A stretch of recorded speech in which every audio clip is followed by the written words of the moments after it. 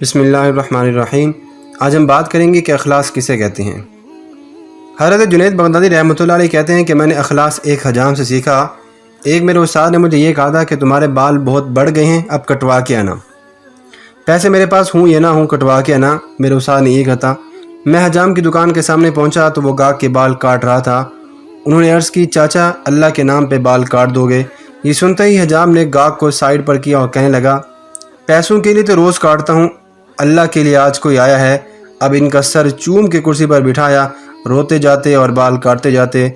حضرت جنید بغدادی رحمۃ اللہ نے سوچا کہ زندگی میں جب کبھی پیسے ہوئے تو ان کو ضرور کچھ دوں گا۔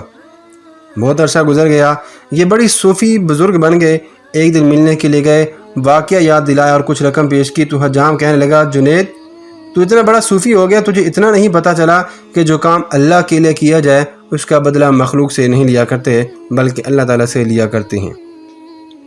آج کی ویڈیو یہیں تک ہے۔ امید کرتے ہیں کہ آپ کو ضرور پسند آئے گی کہ اگر ہم کوئی کام کریں اللہ کے لیے تو نیت خلوص اللہ تعالیٰ کے لیے ہونی چاہیے، رضا میں بھی اللہ تعالیٰ کو سامنے رکھیں، اللہ تعالیٰ اس کا ضرور بدلہ دینے والا ہے۔ ویڈیو پسند آنے کی صورت میں سے چینل کو ضرور سبسکرائب کیجیے گا۔ اللہ حافظ۔